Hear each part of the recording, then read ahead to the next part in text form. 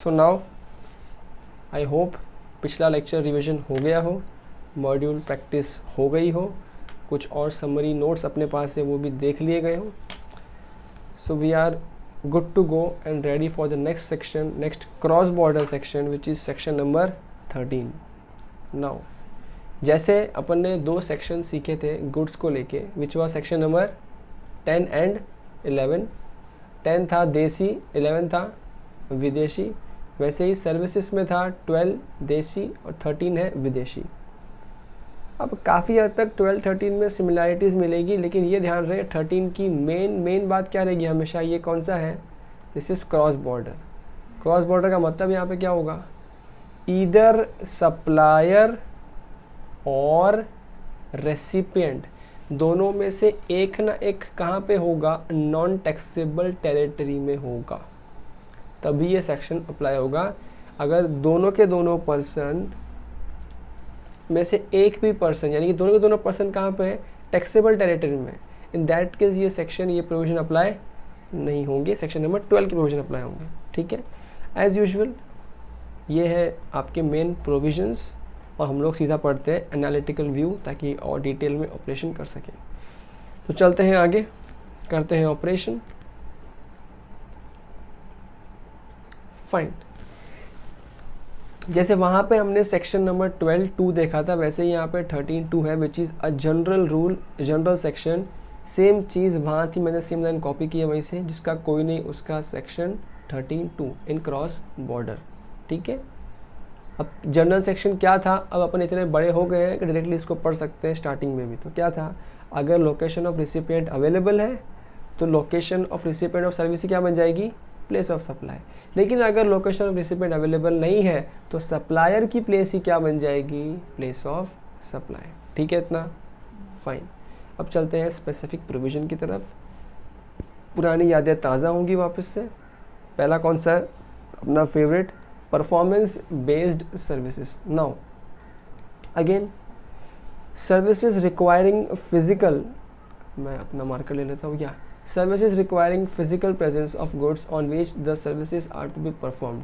यानी कि जहाँ पे फिजिकल गुड्स चाहिए उन सर्विसेज को करने के लिए, मुझे कोई मशीन ठीक करनी है, अगर वो मशीन ठीक करने के लिए मुझे उस मशीन तक जाना होगा, यानी कि या फिर मशीन को मुझ तक आना होगा, तो ये कौन सी सर्विसेज है, परफॉर्मेंस बेस्ड सर्विसेज है. ठीक है, तो यानी कि इन शॉर्ट अगर सर्विसेज ऐसी है कि वो रिक्वायर करती है कि वो जो गुड्स है जिस पे आपको सर्विस करनी है वो आपके पास प्रेजेंस में होने चाहिए, तो क्या होगा, place of supply, location where the services actually is performed.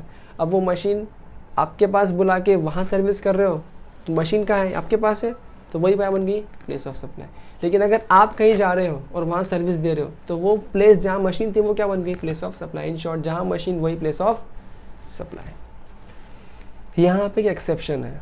Exception क्या है, देखो, services supplied in respect of goods that are temporarily imported into India for repairs और for any other treatment and are exported after such repairs या treatment process without being put to any other use in India. ध्यान रहे क्या बातें हो रही हैं.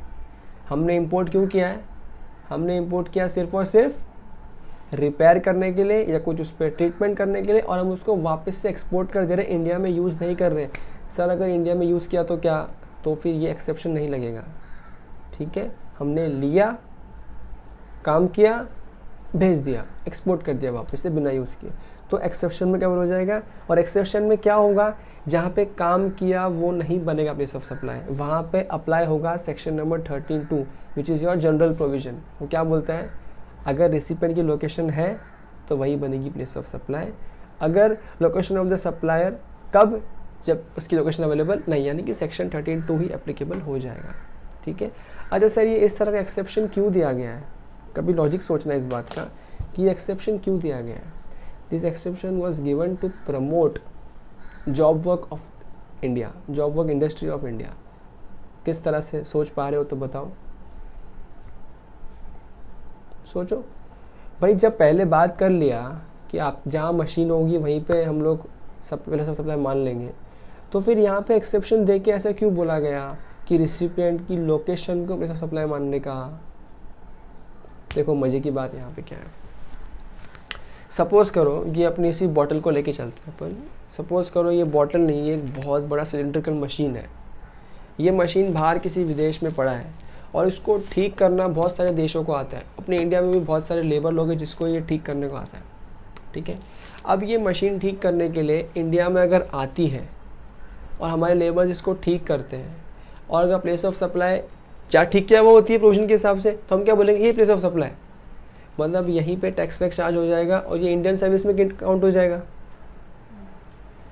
दूसरे केस में जहाँ गवर्नमेंट ने क्या बोला कि अगर आप मशीन इंपोर्ट कर रहे हो, ठीक कर रहे हो, वापस एक्सपोर्ट कर दे रहे हो बिना कंट्री में यूज़ किए, तो हम क्या मानेंगे place of supply, place of location of recipient.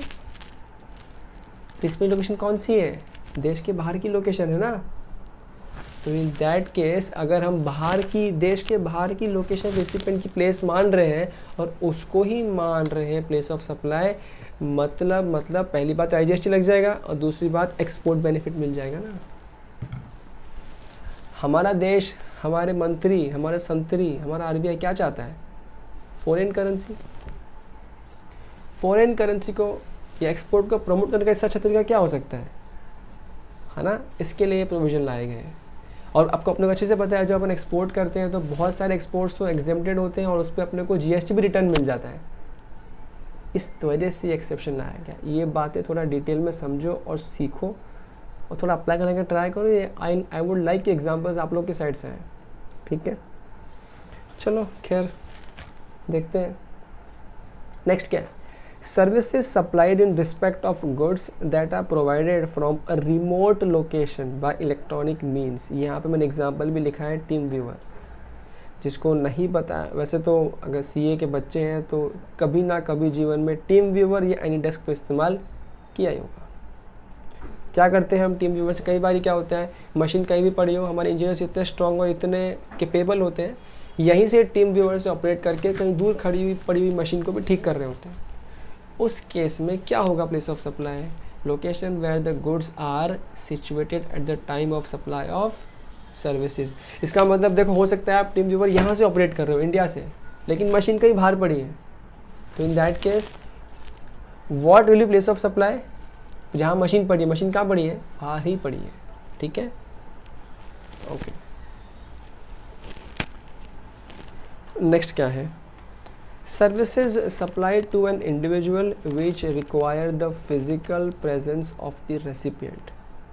भाई कोई ऐसी सर्विसेज है जहाँ पे एक we are giving it to individual. अब देखो यहाँ मशीन की बात हो रही है क्या, इंडिविजुअल कौन सी सर्विस देता है कोई इंसान, अरे मसाज करता है, स्पावा करता है, और क्या सर्विस देता है, ओ ब्यूटी फ्यूटी पार्लर जो होता है। कभी ऐसा होता है क्या कि टीम व्यूअर से ब्यूटी पार्लर लड़की का मेकअप कर दिया, कभी भी नहीं होगा ना ऐसा। तो यानी कि क्या होगा, कोई ऐसी सर्विस जहाँ हम उसको service we giving it to individual और जिसमें फिजिकल प्रेजेंस रेसिपिएंट की चाहिए। अगर किसी के थोबड़े पे वो गंदा मेकअप लगाना है तो थोबड़ा सामने चाहिए ना, क्या ऑनलाइन लगा देंगे, नहीं लगा सकते। तो वहाँ पे क्या होगा, लोकेशन यानी कि place of supply, location where the service is actually perform. Simple सी कहानी है। आपका मन हो गया कि आपको मालूम पड़ा UK में कोई एक बहुत बड़ी फेमस है जो मुंह अच्छा ख़राब करती है मेकअप करने में, आपका मन है आपको वहीं से मुंह पे अपना वहीं से मुंह ख़राब करवाना है, मेकअप करवाना है। अब अगर उसको यहाँ पे लाए हो तो परफॉर्म क्या हो रही है यहाँ पे, यही क्या बन गई, प्लेस ऑफ सप्लाई। लेकिन अगर आप वहाँ जाके मुंह ख़राब करके आ रहे हो तो कहाँ किया, वहाँ पे, तो वही क्या बन जाएगी, प्लेस ऑफ सप्लाई। याद है, इंडिविजुअल की services. Okay, services at 1 and 2 above, ठीक है, जो अपन सीखी। Supplied at more than 1 location including location in the taxable territory. हाँ ये देखो, ये बहुत मज़ेदार पॉइंट है। इसमें ना अभी तक हम लोग वहाँ पे सेक्शन 12 में क्या सीख रहे थे कि एक से ज़्यादा स्टेट में सप्लाई हो रहा है, तो हम लोग स्टेट्स में बांट रहे थे बिकॉज उसके हिसाब से हम लोग SGST, CGST, IGST चार्ज कर रहे थे accordingly. This is not the case यहाँ पे। कभी कभी क्या होता है, जैसे एग्जाम्पल कि हम लोग 4 मशीन ठीक करना चाह रहे हैं। अब 4 मशीन में से एक मशीन, कॉन्ट्रैक्ट एक ही है पूरा, एक मशीन इंडिया में ठीक की, एक कनाडा में, एक US में और एक UK में। 4 मशीन 4 जगह ठीक किया। अगर 4 जगह जो कॉन्ट्रैक्ट किया है उसमें से अगर एक भी लोकेशन टैक्सेबल टेरिटरी मतलब इंडिया में है ना, तो क्या होगा place of supply, taxable territory, मतलब क्या अपने लिए इंडिया। समझ में आया? This is done to ensure कि कोई लूप होल ना बचे किसी भी लॉ के अंदर। कई बार लोग क्या करते हैं, एक साथ में 2 जगह का काम ले लेते हैं एज ए कॉन्ट्रैक्ट बेसिस पे। मेन काम इंडिया का ही कर रहे होते हैं, बट बाहर का हल्का सा एक काम ले लेते हैं ताकि हम एक्सपोर्ट बोल सकें। और मैंने क्या बोला, ए बाबा हमको मत एड़ा बना। अगर तू जितने भी काम कर रहा है दुनिया में, अगर एक सिंगल प्राइस पे कोट किया हुआ है, एक कॉन्ट्रैक्ट पे कोट किया हुआ है, और उस कॉन्ट्रैक्ट के अंदर अगर कहीं से भी ऐसा है कि एक भी कॉन्ट्रैक्ट का प्लेस या इंडिया में हो रहा है या टैक्सेबल टेरिटरी में हो रहा है, तो वो क्या बन जाएगा, वही क्या बन जाएगा, प्लेस ऑफ सप्लाई। बाहर में गया, बाहर क्या कर रहा है, ये बहुत इंपॉर्टेंट है और ICAI इस पर काफ़ी बार घुमा घुमा के टेस्ट करता है, तो कीप दैट इन माइंड। अच्छा, अब अगर स्टेट वाइज भी जाते हैं तो आप फिर बाद में स्टेट पे डिवाइड कर सकते हो, ईच ऑफ स्टेट यूनिटेड, जैसे अपन करते थे ना पहले, वैसे डिवाइड कर सकते, कोई दिक्कत वाली बात नहीं है। ये देखो एक इंपॉर्टेंट क्लैरिफिकेशन, इसके ऊपर ICAI पहले MCQs भी पूछ चुका है। इन case of cutting and polishing activity on unpolished diamonds which are temporarily imported into India and are not put to use in India, the place of supply would be determined as per the provisions contained in section 13(2). याद आ रहा है 13(2) के हिसाब से। ये वही चीज़ है जो अपन ने ऊपर बात किया था, जो एक्सेप्शन में लिखा था, वही चीज़ें यहाँ पे अवेलेबल है। क्या था एक्सेप्शन में, आपने इंपोर्ट किया, आपने उस पर कुछ काम किया, और काम करके बे उसके क्या किया, बिना यूज़ के क्या किया, वापस एक्सपोर्ट कर दिया। तो वहाँ पे हम क्या बोल रहे थे, place of supply as a general rule, recipient की प्लेस है तो वही, और नहीं है तो सप्लायर की प्लेस। वही सेम क्लैरिफिकेशन ICAI ने दोबारा दिया कटिंग एंड पॉलिशिंग डायमंड्स के लिए। अब अगर नहीं पता आपको तो बता दूँ, जो डायमंड्स होते हैं हमारे, जो स्पेशली जो गुजरात वाले हैं, गुजरातीज़ हैं, काफ़ी सारे बंगालीज़ भी हैं, ये लोग एक्सपर्ट होते हैं डायमंड्स के अंदर, ठीक है। हालांकि बंगालीज तो ज़्यादा एक्सपर्ट होते हैं गोल्ड वगैरह में, बट गुजराती आप देखोगे ना, हर थर्ड फोर्थ गुजराती ना युवराज क्या करता है, डायमंड मार्केट में काम करता हूँ। तो लोग क्या करते हैं, जो रॉ डायमंड उसको पॉलिश करने का काम करता है ताकि डायमंड चमकने में आ जाए। सो इन दैट केस हम इंडिया के डायमंड तो चमकाते ही हैं, लेकिन हमारे इंडिया के लेबर्स को, हमारे इंडिया के जॉब वर्कर्स को ऐसा क्या हो कि उनको बाहर के डायमंड चमकाने का मौका भी मिले। बेसिकली इन्हीं के वजह से ये एक्सेप्शन लाया गया था, ताकि उनको बहुत सारा सपोर्ट मिल सके, ठीक है। तो डायमंड इंडिया में आ रहा है, टेम्परेरी इंडिया में यूज़ नहीं हो रहा है, फिर एक्सपोर्ट हो जा रहा है, तो उस केस में this would be covered under 13(2) as we have learned earlier in this section. Now एक एग्जाम्पल मुझे अच्छा लगा था तो मैंने मार्क करके रखा है।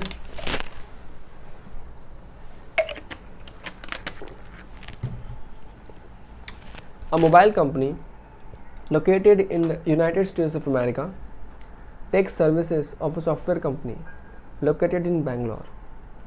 ठीक है, ध्यान रहे, मोबाइल कंपनी कहाँ की लोकेटेड है, USA की। सर्विस कहाँ से ले रही है, software company in Bangalore, India, for installation of a software in its mobile. Mobile तो USA में पड़ा है, हम यहाँ से कुछ कर रहे हैं। The Indian software company provides its services through electronic means from office in India, यानी कि वही एनी डेस्क या फिर टीम व्यूवर से सर्विस हम दे रहे इंडिया से। The place of supply is the location where goods यानी कि mobile phone are situated at the time of supply of service, यानी कि USA। ठीक है, तो ये एग्जाम्पल अच्छा लगा तो आई थॉट एक और एग्जाम्पल अच्छा है ये वाला।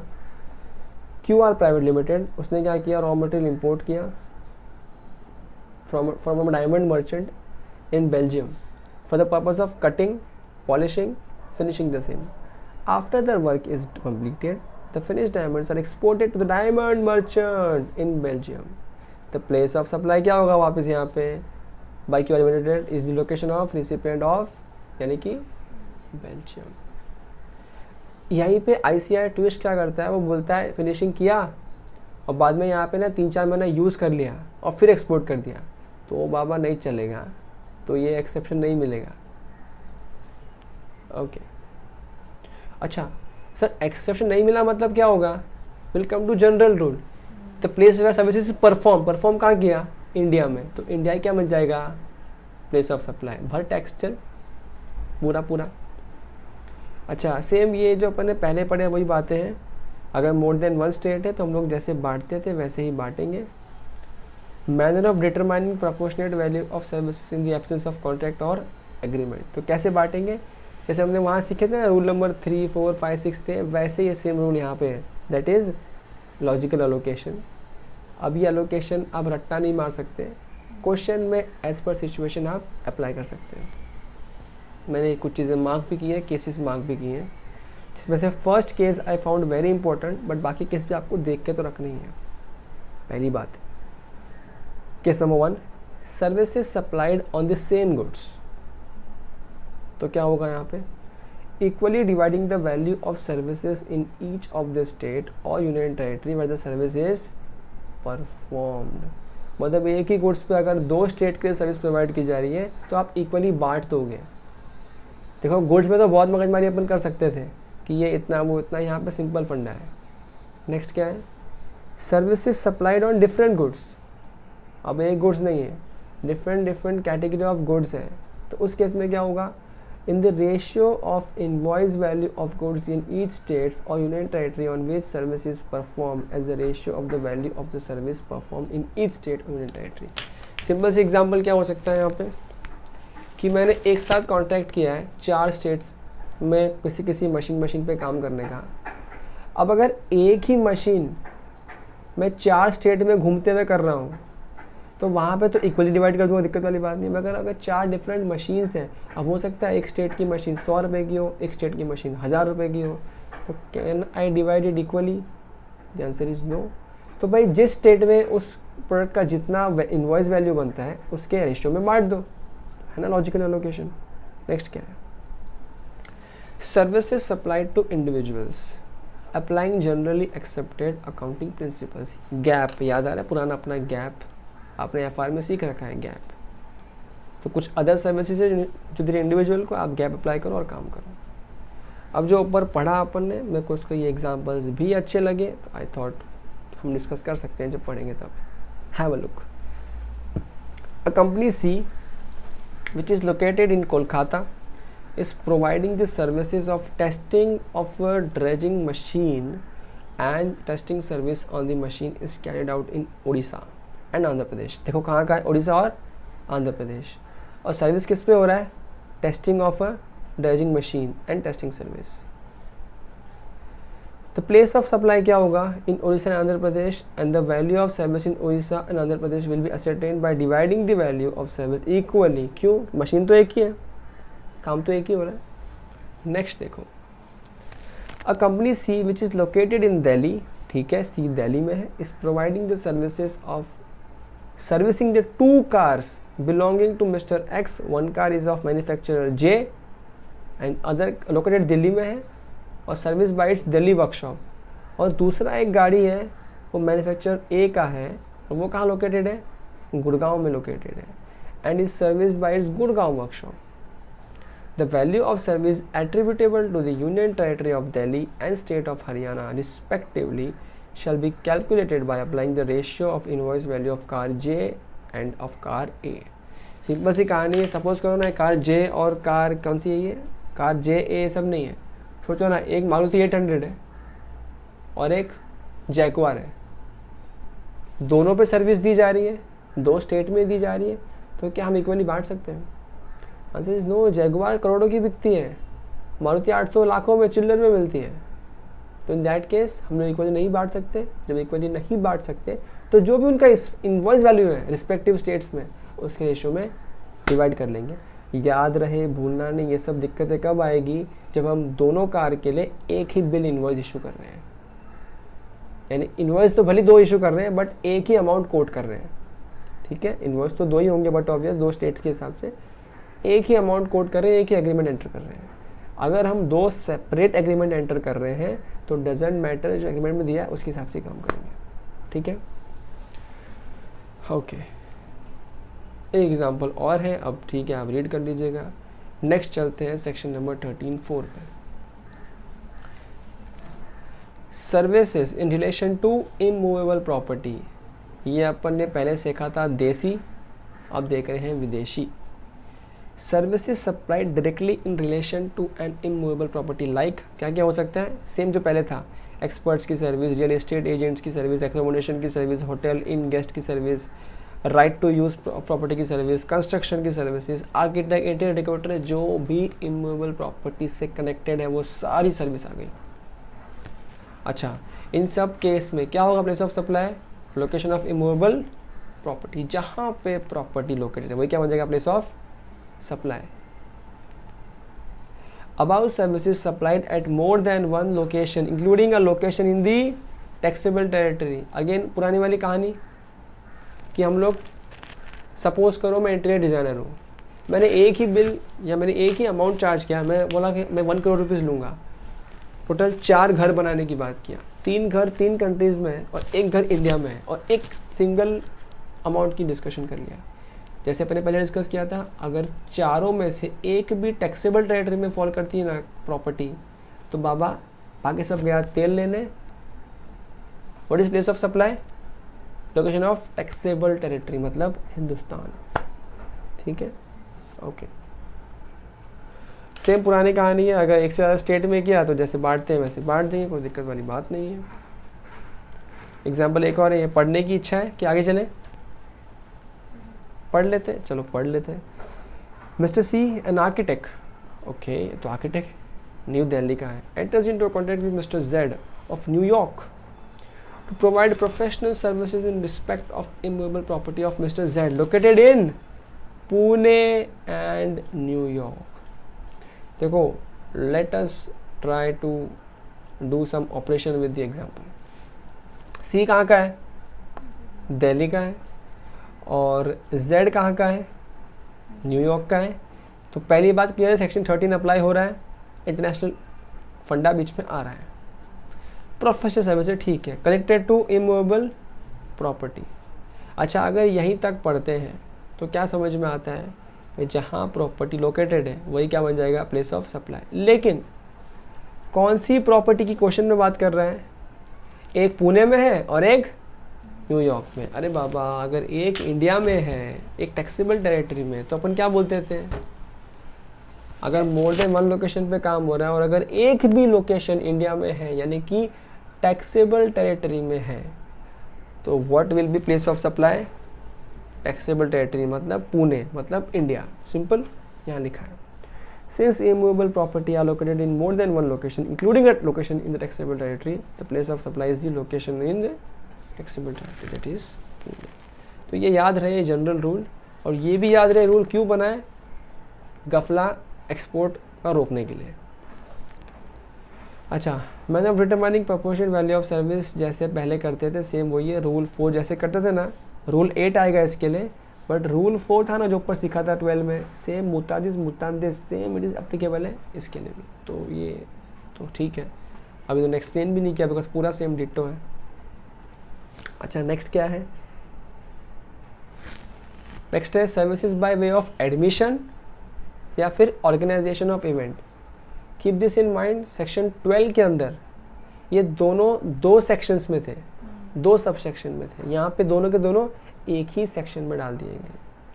आज भी फंडा वही है, कोई कल्चरल आर्टिस्टिक स्पोर्ट्स जो भी इवेंट होती है जिस तरह की, जहाँ पे इवेंट हो रही है वही क्या बन जाएगा? Place of supply. और जो कोई एंसिलरी सर्विसेज भी है वही क्या, वो भी क्या होगा? इसी सर्विस का पार्ट बन जाएगा। नेक्स्ट क्या है? About services supplied at more than 1 location including a location in the taxable territory. देखो, ये पॉइंट सब जगह ऑलमोस्ट कॉमन मिल रहा है, तो ये हमेशा ध्यान रहे, अगर इंडियन गवर्नमेंट को, अगर मोदी सरकार को लूटने का या बेवकूफ़ बनाने का ट्राई करोगे तो फंस जाओगे, और लोकेशन क्या हो जाएगी? टैक्सेबल टेरिटरी की लोकेशन। अच्छा, ये देखो मैंने कुछ लिखा है यहाँ पे, what if more than 1 location and none of them is in taxable territory. ये भी तो हो सकता है भाई, मोर देन 1 लोकेशन है और सबकी सब कहाँ पे? नॉन टैक्सेबल टेरिटरी में, तो दिक्कत वाली बात ही नहीं है ना। इंडिया को दर्द कब होता है कि भले ही तुम्हारी 100 लोकेशन हो बाहर की, एक भी इंडिया की नहीं होनी चाहिए सिंगल जॉइंट एग्रीमेंट में। अगर सारी बाहर की है तब तो वो दिक्कत ही नहीं है। दिक्कत नहीं है मतलब जेन्यून, मतलब क्या हुआ? Outside India, location is outside India which is known as place of supply. ठीक है, ये मैंने जानबूझ के लिखा है एज ए क्लैरिफिकेशन, ताकि ध्यान रहे, आप लोग भी इसको अपने नोट्स में नोट कर लीजिएगा। ओके, मूविंग फर्दर, ये सब सेम कहानी है, वही मोर देन वन स्टेट है, वही तरीके से बाटम बाटी करनी है। तो अब इतना तो आप लोग बड़े हो गए होंगे। Moving further, banking and financial services, intermediary services and hiring of means of transport, ये भी सेम सर्विसेज अपने पहले देखिए वही है, जिसको प्यार से एक नाम और दिया जाता है, स्पेसिफाइड सर्विसेज। ठीक है, अब इसमें सारी हैं, बैंकिंग कंपनी की सर्विसेज, एनबीएफसी की सर्विसेज, जो किसको दे रहे हैं, अकाउंट होल्डर को दे रहे हैं। या फिर इंटरमीडियरी सर्विसेज, सर क्या होता है इंटरमीडियरी सर्विसेज? ये अगर आपने ग्रुप 1 का लॉ ठीक से पढ़ रखा है तो वहाँ पे इंटरमीडियरीज आपने देखा है कुछ चैप्टर्स में। कौन है इंटरमीडियरीज? वो शेयर मार्केट के ब्रोकर्स और वो सब लोग जो हैं वो कौन है, सब इंटरमीडियरीज हैं। इनकी डेफिनेशन ऊपर भी लिखी हुई है, जिसको रेफ़र बैक करना, वापस रेफ़र करना है, जाके वहाँ पे भी रेफ़र कर सकता है। फ़िलहाल मुझे नीड नहीं लग रही तो मैं रेफ़र नहीं कर रहा, आप रेफ़र कर लीजिए। डाउट हो, दिक्कत हो, परेशानी हो, पेट दर्द हो तो मुझे कांटेक्ट कर सकते हैं। ओके, सो ऐसे केस में क्या होगा, place of supply, location of the supplier of services. अरे देखो ना, सिंपल फंडा है, अधिकतर केस में कॉमन सेंस अप्लाई करने का ट्राई करने का। अपन बैंक की सर्विस की बात कर रहे हैं, ठीक है, सपोज एसबीआई की बात करते हैं। आप एसबीआई में एक सर्विस मांगने के लिए गए, सप्लायर कौन? सप्लायर कौन सर्विस का? बैंक। रेसिपिएंट कौन? हम। सिंपल। आप बैंक में गए सर्विसेज लेने के लिए, तो बैंक सर्विस कहाँ दे रही है? बैंक में दे रही है ना। कभी सुना है बैंक घर पे आके सर आपका सर वो चेक बाउंस हो गया सर, ये नया चेक लेके, ऐसा होगा कुछ? क्या नहीं होगा। तो बाय डिफ़ॉल्ट क्या होगा, location of supplier of services. Next, services consisting of hiring of means of transport including yachts, देखो ये स्पेशल मार्क किया हुआ है, इंक्लूडिंग याट्स वगैरह भी आ गए, but excluding aircraft and vessels up to period of 1 month. कई बार क्या होता है कि 1 महीने के लिए भाड़े पे दिए जाते हैं कोई भी ट्रांसपोर्ट व्हीकल। जैसे पता है आप जूम कार से कार हायर पे लेते हो, कभी सुना होगा तो। जूम मीट ऐप की बात नहीं कर रहा हूँ, गाड़ियाँ मिलती है भाड़े पे,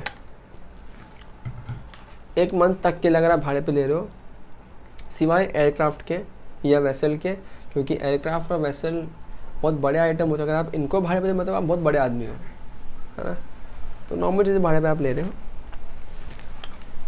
तो वो भी कहाँ पे कवर होगा, इसी में कवर होगा। सप्लायर ऑफ सर्विसेज का लोकेशन ही क्या होगा, ओह सॉरी मेरा marker, okay. Let us see an example.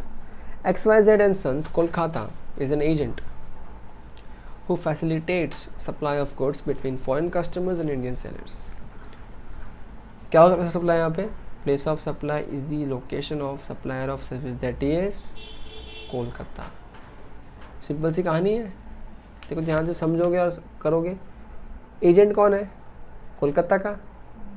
क्या कर रहा है वो, फैसिलिटेट कर रहा है, यानी कि सर्विस दे रहा है, क्या, गुड्स सप्लाई करने की, किसको, foreign customers and Indian sellers के बीच में दलाल बन के घूम रहा है, इंडिया का माल फॉरेन के कस्टमर्स को बिकवा रहा है। सिंपल सी कहानी है भाई, क्या होगा, कोलकाता ही होगा।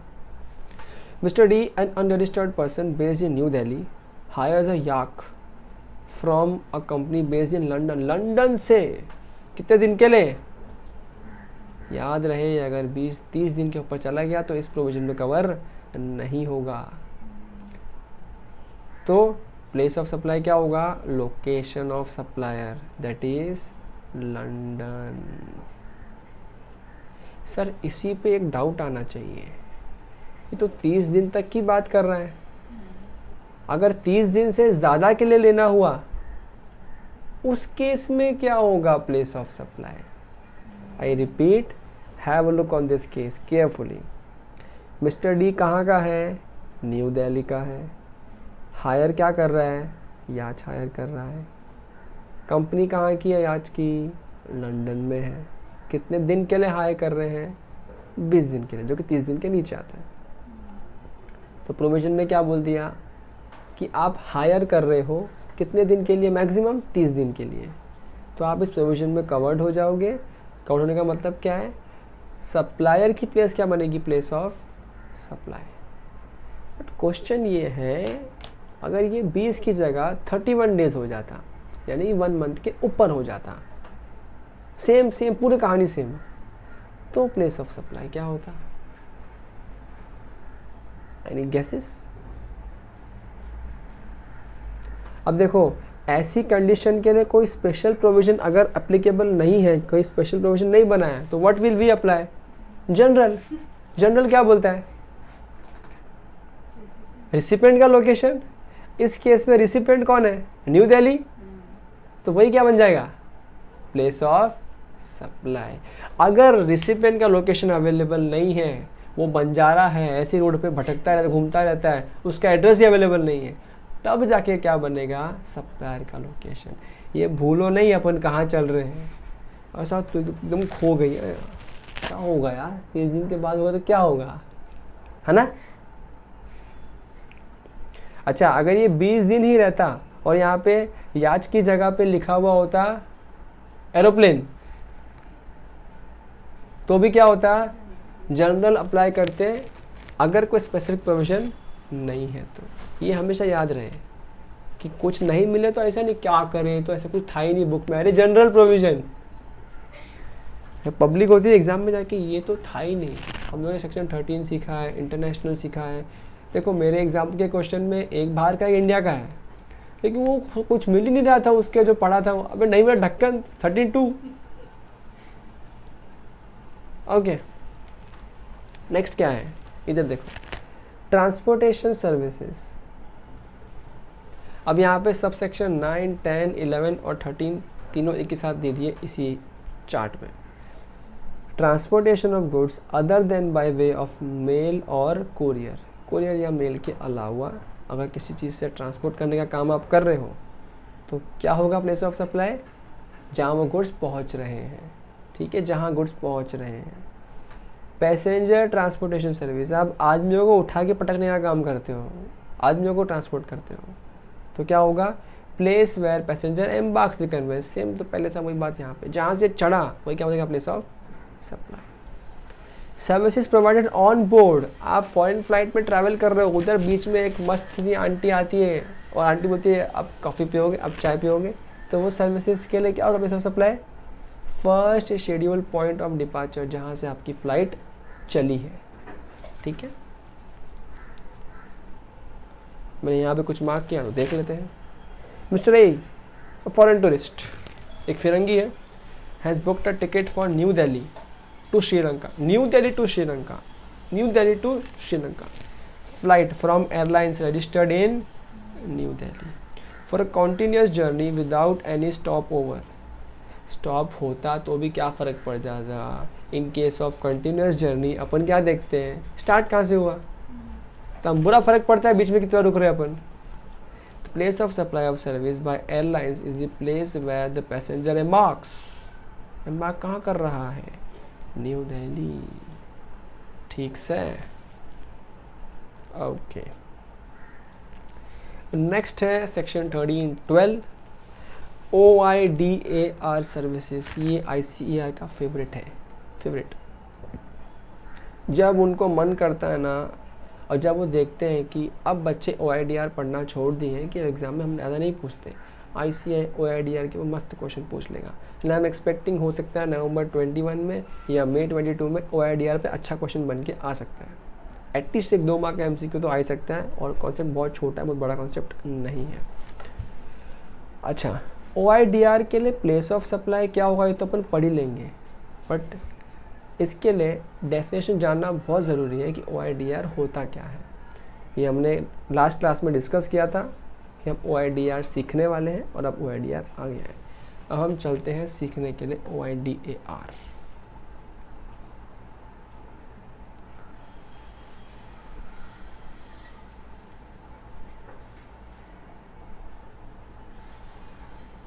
यहीं कहीं पे होना चाहिए, हम लोग मिल बांट के ढूंढ लेंगे।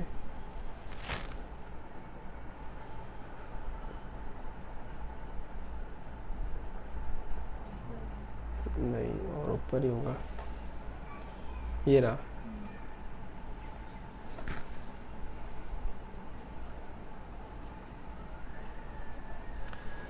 ओके, फुल फॉर्म है online information and database access और रिट्राइवल सर्विसेज। इसका मतलब क्या है, ध्यान से समझना, ये मेरे हिसाब से काफ़ी इंपॉर्टेंट है। This means services whose delivery is mediated by information technology over the internet, by information technology over the internet or an electronic network, and the nature of which renders their supply essentially automated and involving minimal human intervention and impossible to ensure in the absence of information technology, and includes electronic services such as advertising। अब यहाँ example दिए जो ज़्यादा समझते हैं आप लोग को अच्छे से। Advertising on the internet, providing cloud services, one by one अपन देखते जाते हैं। इंटरनेट पे एडवर्टाइज करना या क्लाउड सर्विसेज लेना, वो OIDR में कवर होता है। फॉर एग्जांपल गूगल ड्राइव का भी यूज़ किया है ज़िंदगी में आपने? गूगल ड्राइव की सर्विसेज यूज़ करने के लिए क्या गूगल का मालिक हमेशा वहाँ बैठा है आपको सर्विस देने के लिए? कोई और एम्प्लॉय वहाँ बैठा है सर्विस देने के लिए? आपको पता भी है आपको सर्विस दे कौन सा आदमी रहा है? नहीं पता। एक सॉफ्टवेयर बना दिया है, एक क्लाउड बना दिया है, एक स्टोरेज स्पेस बना दिया है, अब ऑटोमेट कर दिया, यानी कि सब कुछ IT पे चल रहा है। ठीक है, और क्या है? Provision of e books, movie, music, software and other intangibles through telecommunication networks और इंटरनेट। अरे सिंपल सी कहानी है। नेटफ्लिक्स देखते हो कि नहीं देखते हो कभी जीवन में? अब CA के बच्चे कम देखते होंगे, बाकी नेटफ्लिक्स पब्लिक बहुत देखती है। नेटफ्लिक्स के अंदर क्या कोई बंदा ऐसा है जो जिसको आप बोलते हो ए भाई मेरे को मूवी दिखाना, ए भाई मेरे को शो दिखाना, फिर वो तुमको हाँ कौन सा देखना है पूछता है? ऐसा होता है क्या? कुछ नहीं होता है। एक ऑटोमेटेड सर्विस है जहाँ पे दूर देश में बैठा हुआ कोई एक कंपनी है, उसने सॉफ्टवेयर बना दिया है, डेटाबेस बना दिया है, आप उसको एक्सेस करते जा रहे हो और उसके पैसे उसको भरे जा रहे हो। फिर और बहुत सारे ऐसे ही हैं। Online supplies of digital content, movies, television shows, आपका हॉटस्टार वगैरह, ये सब चीज़ें, digital data storage and online gaming, ये सब किसका पार्ट है? OIDAR का पार्ट है। तो याद रहे डेफिनेशन क्या थी इसकी? ये ऐसी सर्विसेज है जिसकी डिलीवरी किससे मीडिएट हो रही है, किस पे डिपेंडेंट है, किसके ज़रिए डिलीवरी हो रही है? इंफॉर्मेशन टेक्नोलॉजी के ज़रिए। और वो IT भी किस तरह से आपको डिलीवर कर रहा है? इंटरनेट के ज़रिए डिलीवर कर रहा है, या किसी नेटवर्क यानी कि लैन वैन जो आप देखा है उसके ज़रिए आपको सर्विसेज पहुंचा रहा है। ठीक है, तो ये है आपकी OIDR सर्विसेज। अब हम लोग किस में हैं? हम लोग हैं सेक्शन 13 में। सेक्शन 13 के अंदर OIDR का डिलेवस आया, इसका मतलब क्या है? सप्लायर या डिस्ट्रीब्यूटर में से एक कौन है? इंडिया के बाहर का है, नॉन टैक्सेबल टेरिटरी का। ये पॉइंट ध्यान में रहे। यानी मैं नेटफ्लिक्स की बात कर रहा हूँ, यानी मैं यूट्यूब की बात कर रहा हूँ। क्या मैं हॉटस्टार की बात कर रहा हूँ? नहीं, क्योंकि हॉटस्टार टैक्सेबल टेरिटरी का ही पार्ट है। सप्लायर भी इंडिया का ही है, अगर हम लोग देख रहे हैं सप्लायर भी इंडिया का ही है, रिसिपेंट भी हम इंडिया के ही हैं। लेकिन उस केस में अगर सपोज करो कहानी घर घर की, जो आज भी हॉटस्टार पर अवेलेबल है, अगर वो एक्सेस कोई बाहर से रेसिपिएंट कर रहे हैं तो सेक्शन 13 एप्लीकेबल हो जाएगा। ठीक है, सो चलिए अब देखते हैं इसके बारे में प्रोविज़न क्या था और हम लोग कौन से पेज नंबर पे थे, अब ये मुझे ध्यान नहीं। गैस मार के आगे ज़िंदगी में बढ़ेंगे।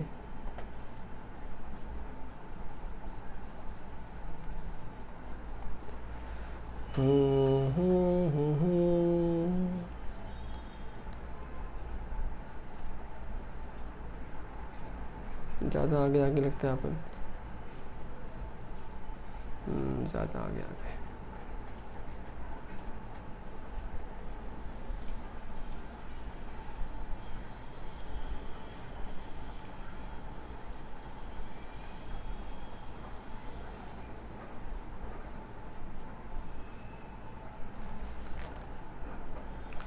फाइन, तो क्या होगा? The place of supply of OIDAR is the location of the recipient of service. जो सर्विस रिसीव कर रहा है उसकी लोकेशन ही क्या बन जाएगी, प्लेस ऑफ सप्लाई। तो अगर मैं नेटफ्लिक्स की बात करूं जिसको हम इंडिया में बैठ के देख रहे हैं, तो रिसिपिएंट इंडिया वाले हैं, तो ये इंडिया ही क्या बन जाएगा उसके लिए, प्लेस ऑफ सप्लाई। लेकिन वाइसे वर्सा अगर मैं हॉटस्टार की बात करूं जहाँ पे वो देख कहाँ रहे हैं, सपोज वो देख रहे हैं बैठ के यूएस में, तो वो यूएस रिसिपिएंट है, तो वही क्या बन जाएगा, प्लेस ऑफ सप्लाई। ठीक है, बघा, it is difficult to determine the location of the recipient in case of OIDR। As such recipients normally access the services online and are not required to disclose their location. ये तो बहुत बड़ी दिक्कत है OIDR के अंदर, क्योंकि हमने एक प्रोविजन तो सीख लिया, लेकिन रिसिपिएंट लोकेशन निकाले कैसे। फॉर एग्जाम्पल आज आप नेटफ्लिक्स देख रहे हो सकता है नेटफ्लिक्स से आप किसी बीच पे बैठ के देख रहे हो सकता है घर में बैठ के देख रहे हो सकता है एयरपोर्ट पे बैठ के देख रहे हो, कहाँ से निकाले तुम्हारी प्लेस ऑफ रिसिपिएंट की लोकेशन। तो यहाँ पे देखो, the explanation to subsection 12 lays down 7 conditions. ये कंडीशंस सारी काम की हैं, मैंने मार्क करके रखी है, इसलिए 7 कंडीशन बताता है आपको ये सबसेक्शन 12। अगर कोई भी 2 नॉन कॉन्ट्राडिक्टरी कंडीशन, मतलब एक दूसरे से कॉन्ट्राडिक्ट नहीं कर रही है, कोई भी 2 कंडीशन अगर ये 7 में से सेटिस्फाई हो जाती है, तो हम क्या मानेंगे, service recipient is deemed to be located in the taxable territory that is India. मतलब 7 कंडीशन दी है, 2 भी सेटिस्फाई होती है तो हम लोग क्या बोलेंगे, रिसिपिएंट किधर का है, इंडिया का है। तो ये भी तो पॉसिबल है कि आप तो इंडिया के तो हो सकता है आप नेटफ्लिक्स देख रहे हो यूएस में बैठ के, पॉसिबल है। फिर तो फंस गए ना अपन, क्योंकि एक बाहर का एक इंडिया का, लेकिन सर्विस तो इंडिया के बाहर ही इंजॉय हो रही है, तो क्या करेंगे। इसलिए 7 कंडीशन दी है, गौर फरमाइए 7 कंडीशन पे। पहली कंडीशन क्या है, the recipient gives an Indian address through internet. अब पता है बहुत सारे सर्विसेज ऐसे होती है जहाँ पे हमको एक्सेस करने के लिए हमको हमारा एड्रेस देना पड़ता है। अगर वो एड्रेस हमने इंडिया का दिया है तो condition number 1 satisfied. Next, the payment is settled bye an Indian credit card और डेबिट कार्ड और अदर कार्ड। भाई हमने भले ही पेमेंट किसी भी कंपनी को किया है, हमारे हिंदुस्तानी बैंक के कार्ड से किया है, तो भी क्या दिखता है कि शायद इंडिया का ही बंदा हो सकता है। रेसिपिएंट ने क्या किया, इंडियन बिलिंग एड्रेस है, जो बिलिंग एड्रेस दिया है इंडिया का दिया है। अब जैसे मैं यूट्यूब का प्रीमियम सर्विसेज यूज़ करता हूँ, तो उन्होंने मुझसे एड्रेस मांग रखा है, मेरा एड्रेस मैंने कहाँ का दिया है, इंडिया का ही दिया है। अब हो सकता है अगर मैं एक NRI हूँ और मैंने अगर एड्रेस US का ही दिया हुआ है, तो फिर भले ही मैं इंडिया में बैठ के देख रहा हूँ, ये कंडीशन क्या बोल रही है, एड्रेस कहाँ एड्रेस तो वहीं का दिया हुआ है। ठीक, द कंप्यूटर और other device used by the recipient has an Indian IP address. अब ये थोड़ा टेक्निकल हो गया, बट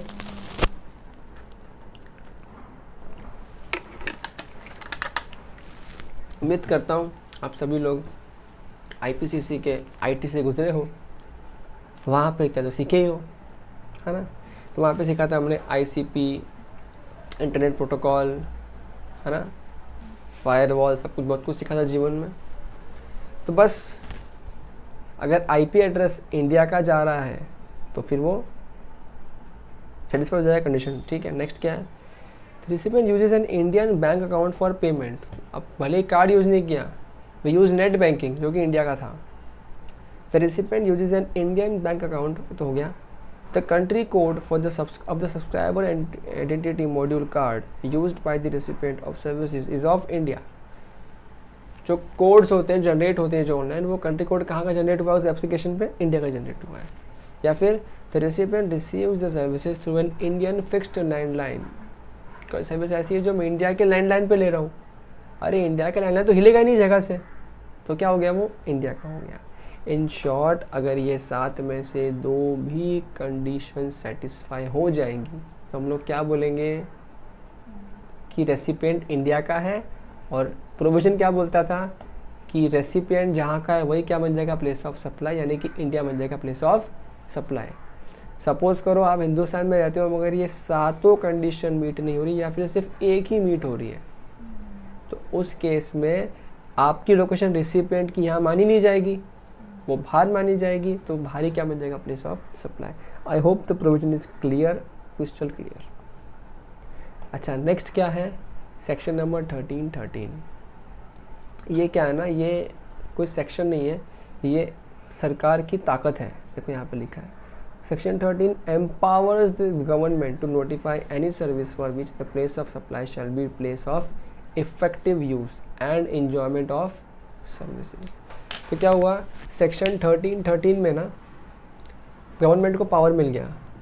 पावर क्या दिया गया कि आप जो सर्विसेज, मोदी सरकार आप जो सर्विसेज नोटिफाई कर दोगे ना कि ये सर्विसेज के केस में सेक्शन 13 में पूरे में क्या लिखा है, भाड़ में गया, लेकिन ये जो हम सर्विस बोल रहे हैं इन सर्विसेज पे जहाँ पे इफेक्टिव यूज़ हो रहा है उस पर्टिकुलर सर्विस का, तो वही क्या बन जाएगा, प्लेस ऑफ सप्लाई। ऐसा उन्होंने क्या किया, उनको पावर दिया था और गवर्नमेंट ने वो पावर यूज़ भी किया। इधर देखो, following services have been notified, ये पावर यूज़ करके नोटिफाई किया सर्विसेज। तो कुछ सर्विसेज दिए हैं यहाँ पे, जैसा पहला सर्विसेज क्या है, research and development services related to pharmaceutical sector. अब ये क्या चीज़ है,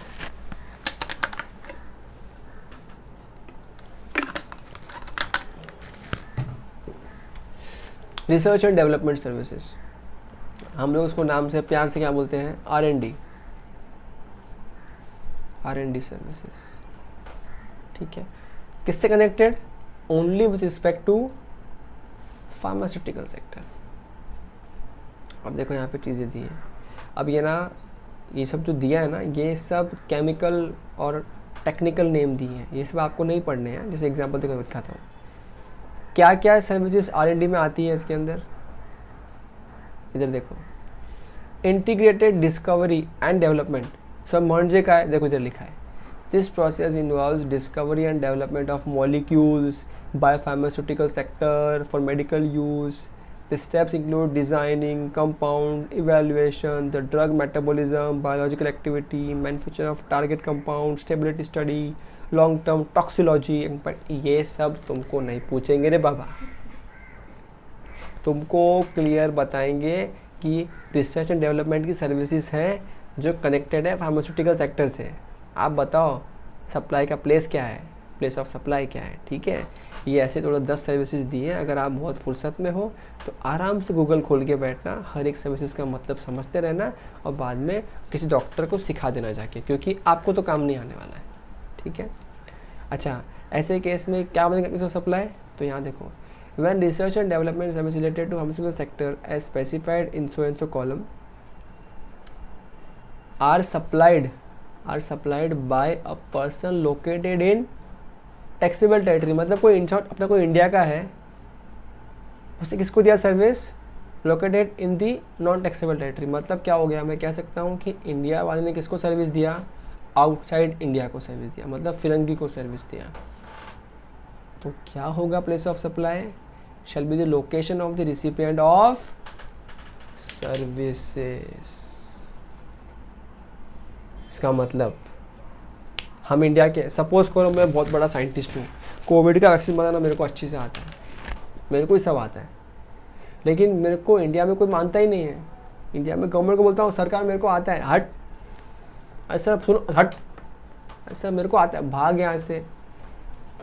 वहाँ से अब तो चले गए ट्रम्प साहब, बट पहले ट्रम्प साहब थे, तो ट्रम्प साहब को मेरे पे बहुत ट्रस्ट था, तो ट्रम्प साहब ने मेरे को फ़ोन किया, निखिल जी आपको आता है ना बनाना वैक्सीन। हाँ मेरे को आता है।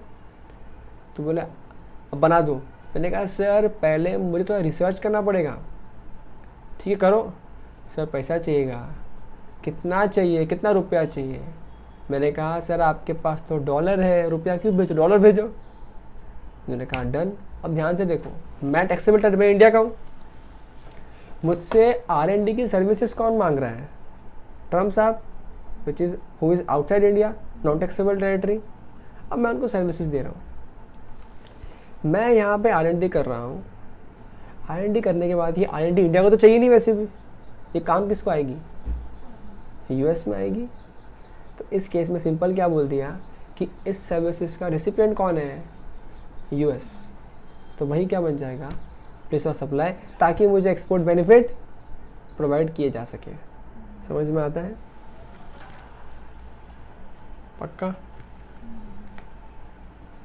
अच्छा, यहाँ देखो क्या लिखा है, subject to fulfilment of the following condition. क्या कंडीशन है? बहुत सिंपल सी कंडीशन है, supply of services from the taxable territory is the provided as per the contract between the service provider located in taxable territory and service recipient not, मतलब हमने contract किया हो, मतलब मैंने और ट्रम्प ने कॉन्ट्रैक्ट किया हो, ऐसा ही बोल रहा है, तो कोई भी करेगा ही ना, वरना इंडिया वाले पागल है, ऐसे करेंगे रिसर्च, जन्म करेंगे, बड़े करेंगे रिसर्च, नहीं। Such supply of services fulfills all other conditions in the definition of export of service except the condition that the place of supply is outside India। अब देखो ये सब किस्सा आया, कि सब दिक्कतें आई क्यों, उसके बाद समझता हूँ सेकंड कंडीशन में क्या लिखा है। देखो, अगर गवर्नमेंट ने इस चीज़ को नोटिफाई नहीं किया होता ना, तो पता है हमने जहाँ सीखा है कि जहाँ पे गुड्स पे परफॉर्म हो रहा है वही क्या बन जाएगा, प्लेस ऑफ सप्लाई। तो ये हम सब कुछ इंडिया में बैठ के कर रहे हैं, तो फिर क्या बन जाता प्लेस ऑफ सप्लाई, इंडिया ही बन जाता। अब जब इंडिया बने प्लेस ऑफ सप्लाई, बाहर कोई कुछ बनेगा ही नहीं, जबकि इंडिया में वो यूज़ ही नहीं हो रहा। If you come to my example, India वालों को भरोसा ही नहीं है मुझ पर, तो बोल रहा हूँ मेरे को आता है, नहीं बनाने देंगे आपको, मत बनाओ। बाहर वाले को भरोसा है, अब मैं कैसे बाहर सर्विस दूँ? एक ऑप्शन तो ये है कि मैं बाहर जाके उनकी लैब यूज़ करूँ, लेकिन मेरे पास रिसोर्सेज यहाँ पे, मेरे पास एम्प्लॉयज़ यहाँ पे, मेरे पास लैब यहाँ पे, तो मैं बाहर जाके क्यों करूँ? लेकिन अगर मैं इंडिया में करता हूँ, गवर्नमेंट टैक्स मांगने आ जाएगी। तो मेरे इस कारनामे को एक्सपोर्ट में कवर करने के लिए गवर्नमेंट नोटिफिकेशन दे दिया, नोटिफाई किया सेक्शन 13 के अंदर, कि बॉस अगर आप इस तरह की सर्विस दे रहे हैं जो किस कनेक्टेड है, कनेक्टेड टू फार्मास्यूटिकल, तो हमने आपको हटा दिया, माफ़ कर दिया।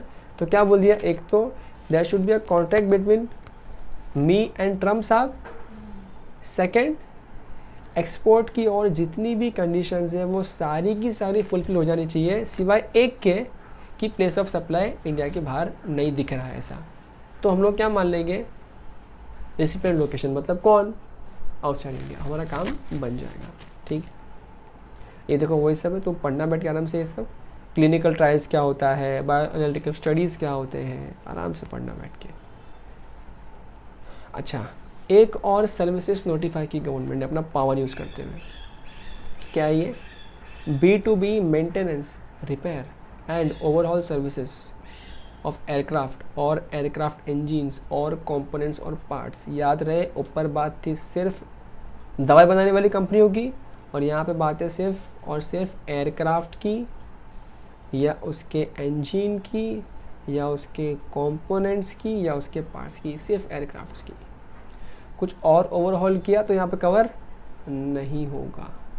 ठीक है, अब देखो ये पॉइंट कैसे आता है, जैसे आपका जहाज़ है, आपका एयर इंडिया का जहाज़ है, ज़रूरी है हमेशा वो जब देश के बाहर जा रहा है तो वहाँ से वापस आने के बाद इंडिया में ही ख़राब होगा, कहीं भी ख़राब हो सकता है। सेम जो बाहर के जहाज़ हैं, जो फ़्लाइट्स हैं, जो बाहर की फ़्लाइट्स हैं, ज़रूरी है कि वो इंडिया में ठीक रहेगी, बाहर जाके ख़राब होगी नहीं, तो कहीं भी ख़राब हो सकते हैं। तो इन पे जो काम किया जा रहा है वहाँ पे क्या होगा, प्लेस ऑफ सप्लाई। तो यहाँ देखो, सप्लाई ऑफ मेंटेनेंस, रिपेयर और overall services in respect of aircraft engines and other aircraft components और parts supplied to a person for use in the course of furtherance of business.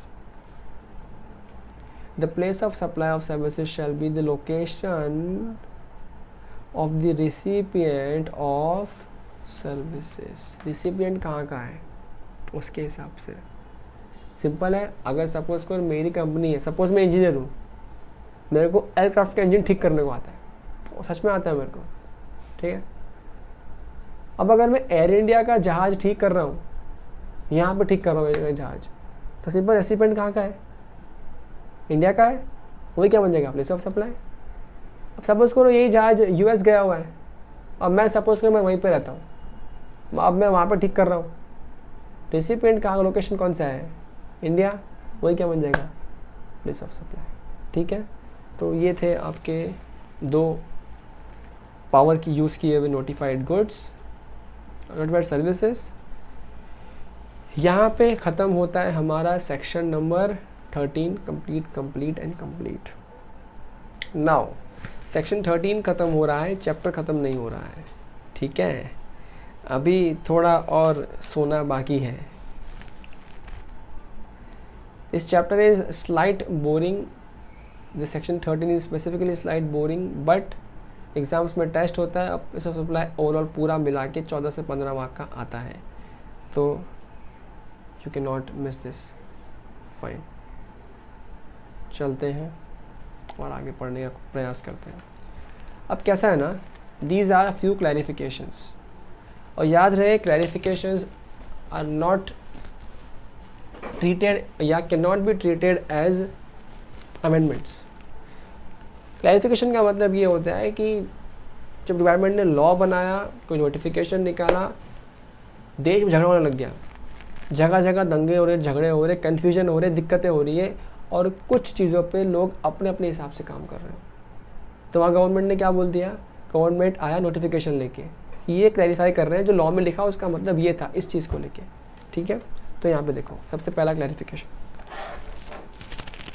Place of supply of satellite launch services. अब ई का होवत है, ई का होवत है, याद है हमने सुना था लास्ट टाइम हमने चंद्रयान वगैरह लॉन्च किया था। वो चंद्रयान जो था, वो जो अपना रॉकेट था, वो खुद का था या किसी और इसका लॉन्च किया था हमने खुद का था। क्या हम इसरो में बैठ के सिर्फ खुद का ही सैटेलाइट लॉन्च करते हैं, बाहर वालों का भी करते हैं? बाहर वालों का भी करते हैं। तो यहाँ पे डिपार्टमेंट ने क्लैरिफाई किया, तुम खुद देखो, यहाँ पे देखो मज़ा क्या आएगा। सपोज करो तुम इंडिया में बैठे हो, इंडिया वाला ही, मैं इसरो हूँ, अब सपोज तुम एक साइंटिस्ट हो, ABC कंपनी तुम्हारा कंपनी है, तुमने को मस्त सैटेलाइट बनाया, वैसा लॉन्च करके दो ना मेरे को। मैं किधर का सप्लायर, कहाँ का? इसरो, इंडिया का। रिसिपेंट भी कहाँ का? इंडिया का। तो ये तो फिक्स है, सेक्शन 13 बीच में नहीं आएगा, सेक्शन 12 ही आएगा, ठीक है। लेकिन ये जो मैं सैटेलाइट छोड़ रहा हूँ रॉकेट के साथ में, वो कहाँ जा रहा है? आउटसाइड इंडिया नहीं हो तो आउटसाइड अर्थ जा रहा है। तो ऐसे केस में प्लेस ऑफ सप्लाई क्या बनेगा? क्या बनेगा? रेसिपिएंट का लोकेशन, रेसिपिएंट कहाँ का है? इंडिया का। तो क्या प्लेस ऑफ सप्लाई क्या होगा? इंडिया का ही होगा प्लेस ऑफ सप्लाई। तो यहाँ पे देखो, place of supply of satellite launch services supplied by अंतरिक्ष कॉर्पोरेशन इंडिया लिमिटेड, ठीक है। अब यहाँ पे हम इसरो की बात नहीं कर रहे, हम अंतरिक्ष की बात कर रहे हैं, ये इंडिया का ही कंपनी है, ये अंतरिक्ष को लेके बात कर रहे हैं। अ होली ओन गवर्नमेंट कंपनी है टू इंटरनेशनल कस्टमर्स। अच्छा, पहले मैं ये वाला पढ़ता हूँ जो अपने सीखा भी अभी। Where satellite launch services is provided to a person located in India, the place of supply of satellite launch services would be governed section 12(8) के हिसाब से and would be taxable under GST या UTGST या IGST, whatever the case may be. Simple. लेकिन दूसरा example, कल को Trump साहब आ गए, साहब ये मेरा भी लॉन्च कर दो ना। आप सप्लायर किधर का? अंतरिक्ष तो इंडिया का। रिसिपेंट किधर का? बाहर का। अब देखो दोनों ही केस में सैटेलाइट छोड़ रहे हैं ना, वो तो पता नहीं कहाँ ही जा रहा है, वो तो इंडिया में नहीं है, लेकिन हम देख रहे हैं सप्लाई रिसिपेंट। तो रिसिपेंट कहाँ का उस केस में? इंडिया के बाहर का।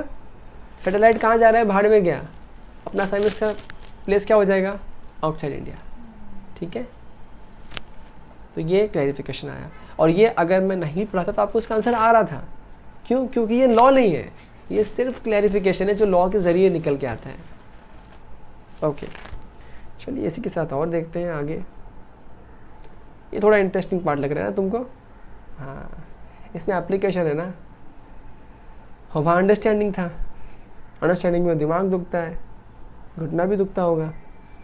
Okay, place of supply in respect of various cargo handling services provided by port to clients.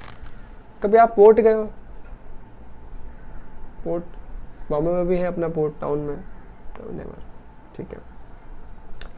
अच्छा, ये सुना है पोर्ट पे कस्टम ऑफिसर्स होते हैं, पता है वहाँ पे कार्गो हैंडलिंग की चीज़ें होती हैं, सामान अनलोड होता है, कभी कभी वहाँ से वेयर हाउस में शिफ्ट होता है, कभी कभी उसी दरिए के पास से लेके कस्टम ऑफिस तक लेके आते हैं। ये सब चीज़ें सर्विस होती है जो किसको देता है, पोर्ट देता है, किसको, कस्टमर्स को, ठीक है, उसी की बात हो रही है। अब यहाँ देखो ध्यान से, क्लैरिफिकेशन क्या आया, that such services are ancillary to or related to cargo handling services and are not related to immovable property। यहाँ पे झगड़े चल रहे थे पहले, कुछ लोग कहते थे कि ये पोर्ट है, इमूवेबल प्रॉपर्टी है, तो आप इसको उसके हिसाब से ट्रीट करो। अब कुछ लोग कहते थे कि सही तो कंपोजिट सप्लाई है, वो जो कार्गो हैंडलिंग सर्विसेज दे रहा है वही तो ये सब काम कर रहा है, तो ये तो कंपोजिट सप्लाई है, जिसका प्राइमरी सप्लाई क्या है, कार्गो हैंडलिंग करना, इमूवेबल तो आना नहीं चाहिए इसमें। तो डिपार्टमेंट ने सिर्फ क्लैरिफाई करके क्या बोला कि ये एंसिलरी सर्विसेज है, सपोर्टिंग सर्विस है, किसको, कार्गो हैंडलिंग को, बस। तो accordingly place of supply of such service will be determined as per the provision content in section 12(2) और 13(2), यानी कि जनरल प्रोविजन, क्योंकि कुछ स्पेसिफिक तो है नहीं इसको लेके। और अगर ये इमूवेबल में कवर हो जाता तो स्पेसिफिक प्रोविजन था उसमें जाना पड़ता, डिपार्टमेंट ने बोला नहीं वहाँ मत जाना, जनरल में जाना।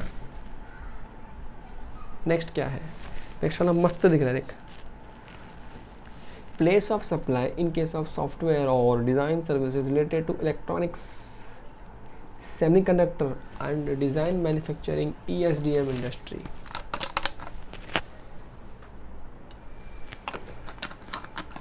आसान भाषा में जो सॉफ्टवेयर वगैरह बनाते हैं ना, इलेक्ट्रॉनिक सेमीकंडक्टर को लेके, सब चीज़ों को लेके, उसमें झगड़े चल रहे थे बहुत सारे लोगों के। तो यहाँ देखो झगड़े क्या थे, देखो यहाँ पे, the question arouse where whether provision of hardware phototypes and samples and testing thereon lends this services the character of performance based services in respect of goods required to be made physically available by the recipient of the provider। अब देखो यहाँ पे क्या दिक्कत है, ये बड़ी भयानक दिक्कत थी, ये इंडस्ट्री पागल हो गई थी इसके अंदर, जैसे अभी आप लोग हो गए हो। देखो यहाँ पे क्या है, A number of companies that are part of growing electronics, semiconductor and design manufacturing industry in India are engaged in the process of developing software and designing integrated circuits electronically for customers located overseas। हम design करते हैं, बनाते हैं। The customers electronically provides Indian development and design companies with design requirements and intellectual property blocks, IP blocks, reusable units of software logic and design layouts that can be combined to form newer designs। Based on this, the Indian company digitally integrates the various IP blocks to develop the software and silicon or hardware design। These designs are communicated abroad, either to the customer or a manufacturing facility for the manufacture of hardware based on such designs। In addition, software developed is also integrated upon the customized to this hardware। On some occasions, samples of such prototype hardware are then provided back to the Indian development and design companies to test and validate the software and design that has been developed to ensure that it is error free। क्या समझा? कुछ भी नहीं समझा। देखो यहाँ पे क्या होता है, देखो बात चल रही है हमारे हिंदू भाइयों की क्या बोलते हैं, हिंदुस्तानी भाइयों की बात चल रही है। बहुत सारे लोग हैं जो सॉफ्टवेयर वगैरह बनाने का काम करते हैं, और हम कैसा है ना, हम इंडिया इज़ अ देश जहाँ पे बाहर वालों को लगता है कि लेबर्स बहुत चीप है यहाँ पे, ठीक है। तो वो क्या करते हैं, कई बार इंडियन कंपनीज़ को काम देते हैं सॉफ्टवेयर बनाने का। अब कई बार उनके पास डिज़ाइंस होती हैं रॉ फॉर्मेट में, या उनके पास उनके ओल्ड डिज़ाइन होती है जिसको लेके हम लोग यहाँ पे आगे और फॉर्मेशन करते हैं, मिक्स एंड मैच करते हैं और बनाते हैं। एक तो ये चीज़ हो गई। दूसरा क्या होता है, कई बार वो कहते हैं जो सॉफ्टवेयर आपने बनाया है, जिस हार्डवेयर में हमने बनाया है, हम हमारे एक हार्डवेयर जिसमें सॉफ्टवेयर यूज़ करेंगे ये हम आपको भेज रहे हैं, आप कृपया करके इसको टेस्ट करो अपने इंडिया में, फिर हमको दोबारा भेजो यहाँ पे। यानी कि वो भी R&D का पार्टी हो गया, रिसर्च का डिज़ाइन का पार्टी हो गया, एंड बाद में दोबारा मेरे को आप वहाँ पे भेज दो और हम लोग इसको यहाँ पे टेस्ट करके इस्तेमाल कर लेंगे। तो इंडिया में वो चीज़ क्या हो रहा है, मेन पार्ट डिज़ाइनिंग वाला पार्ट हो रहा है। तो यहाँ देखो दिक्कत, वापस दिक्कत पड़ो। दिक्कत क्या था, the question arose whether the provision of hardware phototypes, वो जो हार्डवेयर वहाँ से आ रहा है ना टेस्टिंग वेस्टिंग करने के लिए, and the samples and testing there on lends these services to the character of performance based services। सीखा था ना कि गुड्स अपने पास चाहिए काम करने के लिए, तो क्या वो जो सैंपल कुछ वहाँ से आ रहा है, क्या उसको हम ये मान लेंगे कि वो परफॉर्मेंस बेस्ड सर्विसेज है या ना माने? ठीक है, समझा? दिक्कत समझिए अब जाके। In respect of goods required to be made physically available by the recipient to the provider. अच्छा, अगर ये मान लेते, देखो यहाँ दिक्कत क्यों और दिक्कत थी। हम प्रोटोटाइप तो वहाँ से लेके आए, इंडिया में सॉफ्टवेयर तंबूरा यूज़ कर रहे हैं, यहाँ तो बस एक प्रोजेक्ट के लिए लेके आए, दोबारा उसको वहीं भेज रहे हैं, यूज़ तो वहीं पे होने वाला है, यहाँ तो कुछ यूज़ ही नहीं होने वाला है। अगर हम लोग इसको परफॉर्मेंस बेस्ड में कवर कर लेते हैं तो वो सेक्शन क्या बोलता था, the place where performance is performed, perform किधर हो रहा है? इंडिया में। तो क्या बन जाता प्लेस ऑफ सप्लाई? इंडिया। तो एक्सपोर्ट में कैसे काउंट करते हैं इसको? पॉइंट समझ में आ रहा है? जबकि यहाँ इंडिया में बैठ के हम काम किसके लिए कर रहे हैं? पूरा बाहर के लिए। तो भी बोलो उसको हम तो एक्सपोर्ट ही नहीं बोल पाते। तो हम इंडिया के लोग मोटिवेट कैसे होते बाहर वाले फिरंगियों के लिए काम करने के लिए? इसके लिए ये क्लैरिफिकेशन आया। देखो क्लैरिफिकेशन, समाधान क्या निकल के आया। It is clarified that the place of supply of software or design by supplier located in taxable territory यानी कि इंडिया to service recipient फिरंगियों को outside India by using sample phototop hardware or test kits in a composite supply where such testing is an ancillary supply is the location of the service recipient यानी कि बाहर वाला। ये नहीं देते ना, performance में ले लेते ना, तो सप्लाई का एक्सपोर्ट का पार्ट नहीं बन पाता। लेकिन ध्यान रहे ये चीज़ कब, जब हम एंसिलरी की तरह दे रहे हैं, यानी कि मेन डिज़ाइनिंग वाले पार्ट के साथ दे रहे हैं। कई बार क्या होता है, सपोज करो जैसे समझो बाहर किसी ने BMW वाले ने बाहर BMW बनाया, इंडिया में 100 गाड़ी भेज दिया, टेस्ट करो बताओ कैसा है। तो ये तुम्हारा मेन सर्विस ही क्या हो गया कि सब हो चुका है, तुम यहाँ पर टेस्ट कर रहे हो, मतलब तुम हमको एड़ा बना रहे हो, तुम वो वहाँ से खरीद के लाए हो, हमको झूठ बोल रहे हो कि तुम टेस्ट कर रहे हो यहाँ पे। ये नहीं चलेगा। इसमें क्या होगा, the place for work is done, India ही पकड़। लेकिन अपने एग्जाम्पल में क्या था कि car example, how to design a car, वो सारा मुझे सॉफ्टवेयर मेरे को यहाँ पे दे दिया काम करने के लिए, और साथ में एक कार का सामान दे दिया, बना के देखो ज़रा कैसा बनता है, वो चलेगा। ठीक है, एंसिलरी हुआ तो हम एक्सपोर्ट ही मानेंगे, लेकिन तुम ऐसे एड़ा बना रहे हो ना तो एक्सपोर्ट नहीं मानेंगे। समझा क्या? शाबाश। इसी के साथ सारे क्लैरिफिकेशंस, इसी के साथ सारे सेक्शंस इस चैप्टर में ख़त्म होते हैं अब, और ये चैप्टर कम्प्लीटली ख़त्म हो जाता है अब आपको करना क्या है, जैसे लास्ट टाइम बताया था, पूरा चैप्टर रिवाइज़ करना है, सारे क्वेश्चंस रिवाइज़ करने हैं। अच्छा, ये वाला पार्ट है लेट अस रिकैप्चुलेट पार्ट, ये बहुत ही मस्त पार्ट है। यहाँ पे पूरे चैप्टर का रिवीजन दिया हुआ है एकदम शॉर्ट फॉर्मेट के अंदर, तो ये आप रिवाइज़ कर सकते हैं खुद से, क्योंकि हमने चैप्टर पूरा करा लिया है। इसको रिवाइज़ करने के बाद अगर आप आगे जाएंगे और आगे और हाँ, यहाँ भी you will get test your knowledge. I insist, I order, I request, ये टेस्ट नॉलेज का पार्ट है ना, बच्चे इग्नोर करते हैं। बच्चे भगवान जाने किस किस की क्वेश्चन बैंक लाते हैं, कौन कौन सा ABC यूज़ करते हैं और उसी में लगे पड़े रहते हैं, लेकिन ये सारे क्वेश्चन पब्लिक नहीं देखती है, ये नहीं देखती है। ये गिनती के क्वेश्चन है, 15-20 क्वेश्चन है खाली, ये देखने जाते हैं लोगों से। तो ये क्वेश्चन सारे देख लेना, कई बार ICAI स्ट्रेट अवे इन्हीं पीछे वाले क्वेश्चन में से क्वेश्चन पूछ लेता है, 4-4, 6-6 मार्क के क्वेश्चन पूछ लेता है और हम लोग धरे के धरे रह जाते हैं। ठीक है, तो ये देख लेना, भले ही आप इसको दोबारा तिबारा रिवाइज ना भी कर पाओ, बट एक बार देखा हुआ होगा ना, तो जब एग्जाम में आएगा तो कुछ तो क्लिक होगा। ठीक है,